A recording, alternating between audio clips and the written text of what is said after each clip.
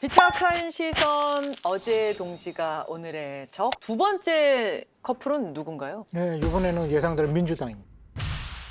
민주당에서 이재명 후보가 이제 전당대회 이제 그 후보로 출마를 했잖아요. 예. 근데 거기에 대해서 이제 그 영입됐던 전 비대위원장이죠. 박지원 씨가 굉장히 이제 비판을 했어요. 이재명 후보는 내일 잊고 있을 것입니다.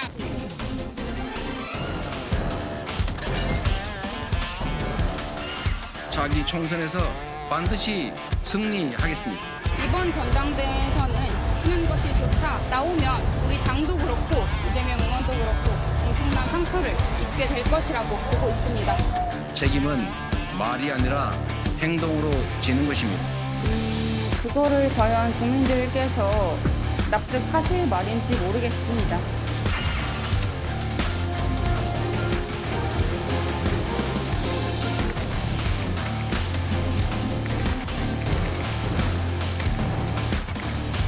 박지원 전 비대위원장이 출마하지 말고 출마를 한다고 했는데 저희들 한 말씀 부탁드리겠습니다. 기다렸고요.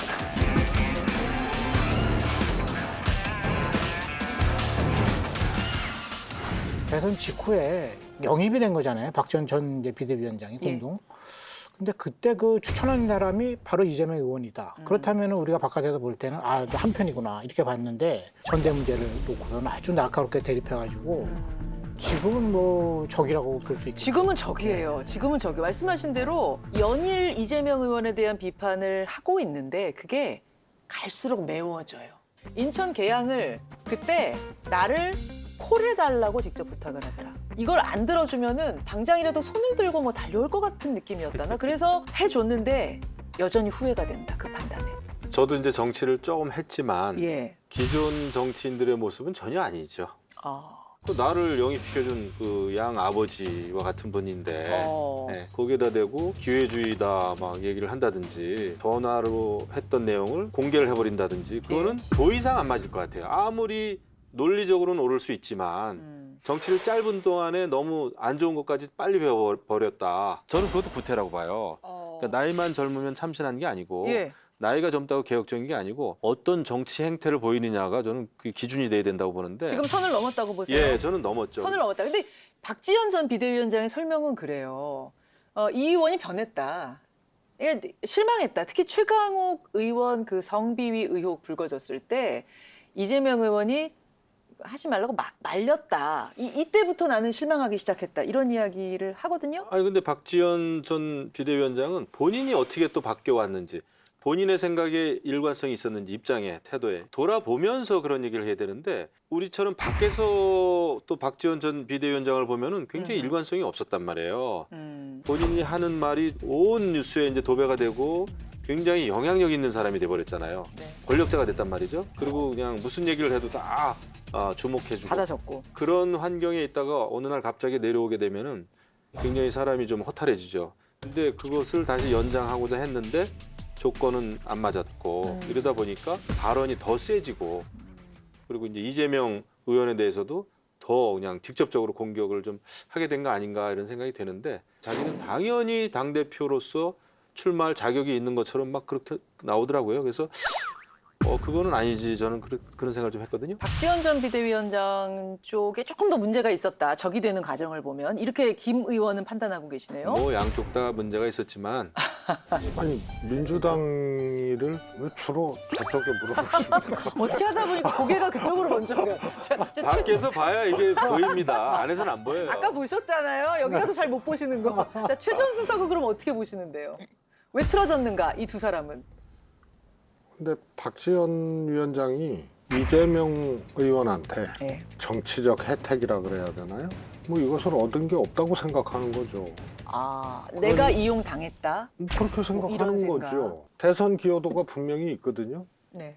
박지원 위원장이 영입이 되면서 사실 20, 30대 여성들이 딱 결집하게 된 그 계기에 이 촉매자가 된 건 그건 분명하거든요. 분명해요. 예.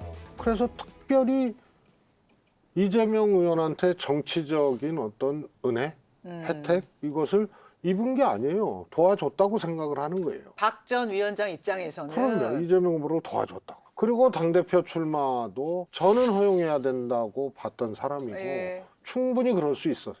왜냐하면 비대위원장으로서 복당 심사, 공직 후보, 지방선거 공직 후보, 심지어는 이재명 심사, 출마 심사까지 했던 사람이기 때문에 출마 자격이 없는 비대위원장한테 그러면은 다 심사받고 다 했던 거 아니에요? 아, 그렇게 되는 거예요?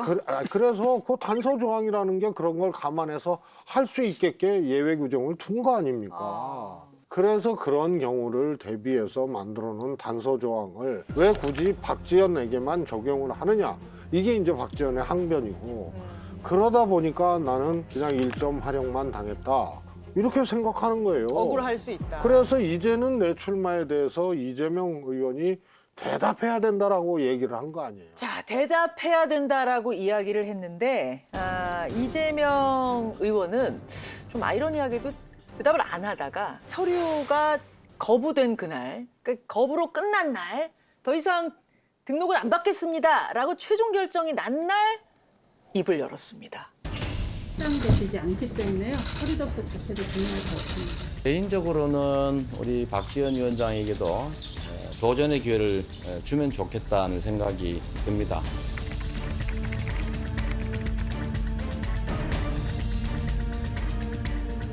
선거 기간에 그 영입된 사람들은 제가 보기에는 뭐 일회용인 것 같아요. 대체적으로. 따라서 이 사람의 그 정치적 미래가 어떻게 되는지까지에 관해서는 생각 안 하는 것 같아요. 이 사람을 위한 게 아니라 예, 이 예. 사람을 위한 그렇죠. 기간인 거죠. 우리가 그 대선에 승리하기 위해서 이 사람을 영입했다고 하는데 그 나중에 이제 버림을 받는 사람의 입장으로 보자면 이용당한 것이다. 이렇게 생각하는 것이죠. 그럼 지금까지는 그 이용당한 그 사람들이 네. 그냥 그러려니 하고 사라져 줬는데 위원장급으로 영입이 될 때는 거물이 영입이 됐어요, 보통. 근데 그런 분들은 아무 얘기 없죠. 제자리로 가면 예, 되죠. 선거 끝난 돌아가면 다음에 되죠. 아쉬울 게 없어요. 예. 그런데 그렇지 않은 분들은 보통은 그 밑에 그 영입이 되거든요. 그렇죠. 그렇게 높은 자리까지는 갈 수가 없죠. 그런데 제가 보기에는 이번에는 아주 특이하게 공동위원장으로 갔잖아요. 제가 보기에 당연히 주목을 받을 수밖에 없고 그러니까 그 역할이 끝난 다음에도 당연히 주목을 받게 되는 것이죠. 왜? 그 다음에 어떻게 정치를 풀어갈 것인가. 근데 누구나 궁금해 하잖아요. 예. 지금은 뭐 이제 누가 보더라도 특별한 경우이기 때문에 이런 것이 좀 더 크게 들리는 게 아닐까 이렇게 봅니다. 주로 대선 영입은 후보가 대통령이 됐을 때 그래도 저런 사람들과 일을 하거나 함께 하겠구나 이런 것을 보여주는 그 디자인이거든요. 그런데 이번 대선은 그게 잘 안 됐던 것 같아요. 그런데 대선에서 진 정당은 뭐 출마도 못 시키고 그 다음에 뭐 국정 운영에 뭐 참여도 못 하고 그러니까 그냥 집으로 가는 건데 여기에 박지원 위원장이 공동비대위원장 됐으면 당적 책임을 질 것까지는 없지만 그래도 정치적으로 좀 이해해줘야 될 부분들이 있고 그건 이재명 의원한테 제일 크게 있는 거죠. 어쨌든 둘은 확실히 동지에서 적이 된 것 같습니다. 박지원 전 비대위원장은 그럼 앞으로 어떻게 될까요? 국회 그냥 길바닥에서 이렇게 회견을 하고 그러더라고요. 예. 그런 정신으로 봐서는 쉽게 물러나진 않을 것 같아요. 보통 사람은 아니다. 네, 그러니까 정치를 계속 할 것 같아요. 그렇다면 이재명 의원과는 계속 이렇게 적이 돼서 남아 있을까요? 저는 그렇게는 안 봐요. 왜냐하면은 적이 됐다는 건 제가 보기엔 이제 순간적인 어떤 좀 일시적인 감정인 것 같아요. 다른 식으로 정치를 계속 하다 보면 이제 여러 가지 경험을 하게 되겠죠. 그러면은 언젠가는 또 이해할 수도 있고. 그래서 제가 보기엔 뭐 지금은 적으로 보이지만 정치를 계속 한다면 그렇게 적으로만 계속 남을 것인가? 또 그런 생각은 들지 않습니다.